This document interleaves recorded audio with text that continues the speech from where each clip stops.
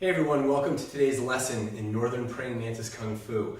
Today's lesson is called Temple Strikes and Alternating Temple Strikes. We're going to show you how to throw a proper roundhouse punch or temple strike, which is something that a lot of people see, but very few people know how to do properly. We're going to show you how to throw this, and we're also going to show you how to turn it into what's called confusing strikes, using some theories in Mantis that make the temple strike even more effective when done in succession on alternating sides. Let's get started.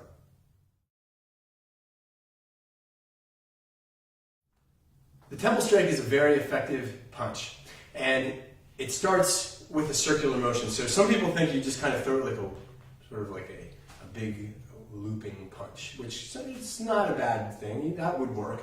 You just throw sort of a looping punch, and that will work. But we actually even like to throw it with a little bit of rotational power. So if you look here, it looks like I'm stirring a pot, right? And there's a certain amount of that in this punch because it's also called a roundhouse punch as well as a temple strike.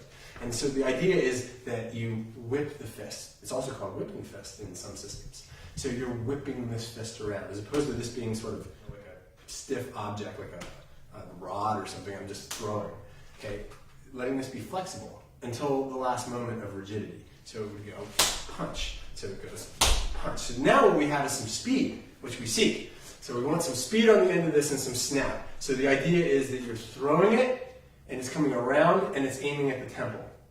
That's not the only place this punch could go. You could also punch to behind the ear, right, back of the head, also a very effective target. Probably going to continue to lead with that knuckle, this leading knuckle, this knuckle attached to your forefinger. Okay, so that's the idea. So you're going punch, and you see that in form where you block with your own hand. So obviously when you throw it, you're not going to do that. I am going to show you what to do with this other hand because you're going to want to use it. But in this case, you're not going to go like this, except when you're practicing to practice that temple strike. Okay, so now from here, let's go to a pad and show what this is supposed to look like.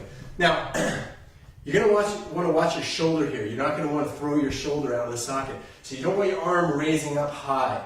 Okay, because you can actually dislocate your shoulder with this motion if you do it incorrectly. I've seen people do it.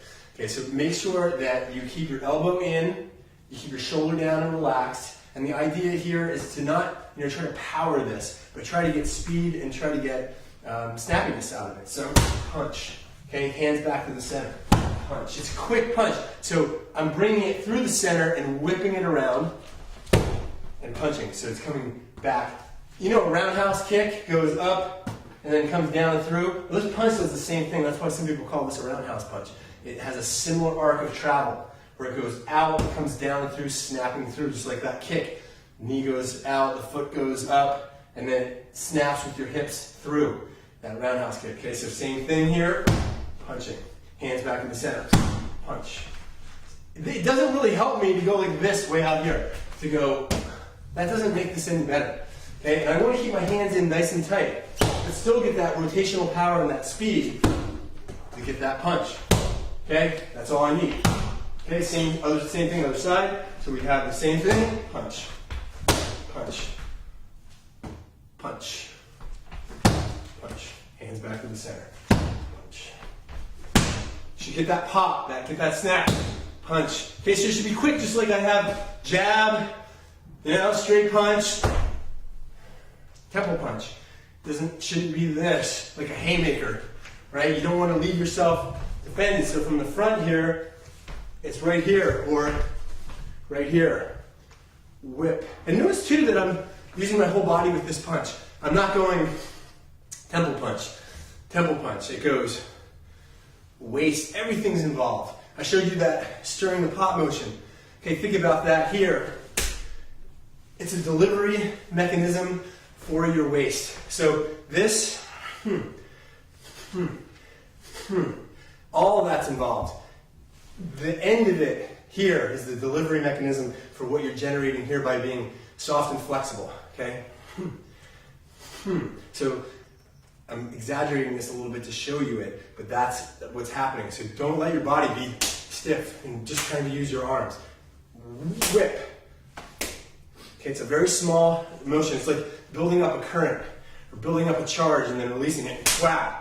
And it happens from your waist being flexible and your body being flexible. And that happens on everything. And there's no difference whether I'm going and just punching, or here, everything should have that flexible waist. So now, let's just show it one more time. We'll show it alternating. I'll do it on one side, the other side. This lends itself to something else I want to talk about, which is using this technique in succession. Because if one temple strike's good, two temple strikes are even better. And this employs something we've seen before, which is high-low theory, except it's happening in a horizontal fashion as opposed to a vertical fashion.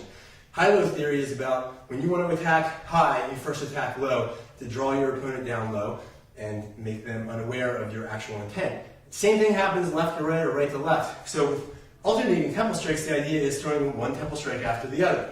Pretty basic, but it's just beautiful in the sense that you have two big covering or attacking motions that are going to be very confusing for your opponent to deal with if you throw them with the right timing. So you've got 1, 2.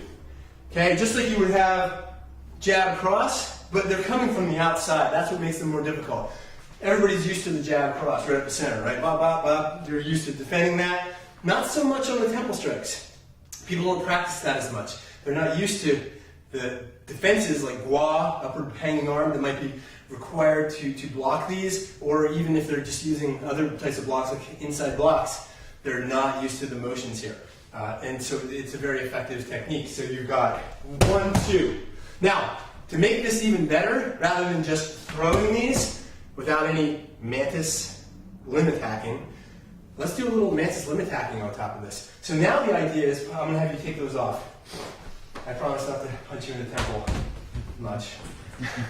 Okay, so now let's practice this with a little Mantis. Okay, so the idea here, if you give me a fighting stance, doesn't matter, just give me a fighting stance. Okay, so the idea here, as a Mantis practitioner, I'm not just going to go punch. If I'm doing bung, right, or straight punch, I like to grab and attack limbs here, because I'm a Mantis practitioner, and you are too. So you're going to want to do this to move the body, to check the defenses of your opponent.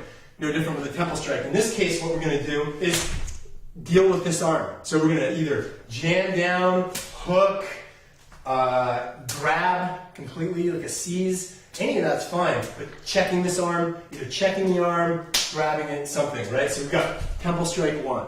Now, either I've struck him and he's in bad shape, or he blocks me because he knows what I'm doing. On the next one, I'm going to do my second temple strike, but I'm not just going to go here. I got this arm blocking me. I'm going to drag this straight down.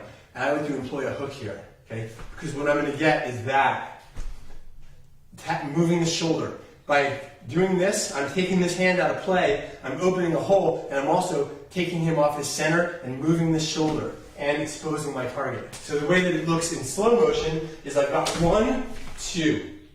Okay, again, 1, 2. Grabbing or hooking that arm. So you put this together and do it quickly, you've got 1, 2. Very quick, that's your timing, no waiting. I'm not going 1, oh wait, look, boom, 2. No time, right? There's, so it goes 1, 2, boom, and I'm in. That's the timing you want to have with a technique like this. Alternating temple strikes are one of my favorite techniques. There are other variants of this that we see with bung. We're going to show you alternating bung and so forth, but very similar principles are involved. So these are also, again, called confusing strikes. The alternating temple strike, very effective. Practice it over and over again until you have the timing right. Make sure you're dealing with those limbs in between. Make sure you're checking every time, regardless of what you're doing. If you like to grab, that's fine. I'm even doing this right now with almost like a standard punch. He's going to block that. And then to here. Okay, so you could even do one attack followed by a temple strike. It doesn't have to be 2 temple strikes. You could go 1, 2 on the second one. Right? But I like this because you're doing it completely on this side of the body. He has to defend fully on his right side here. And it's not a linear attack. And then from the other side, I'm already set up. You can see it right here. Boom. Without even waiting. Okay? And again, using that waist. Right? So you've got that. 1. Everything I got. 2. And this is the delivery mechanism for that. And these are coming through the center. So it goes 1, 2. 1, 2. Grab or hook, punch 1, hooking or dragging the hand down. We see this all over the place. Dragging the hand down, and that's what we're doing here on that alternating temple strike.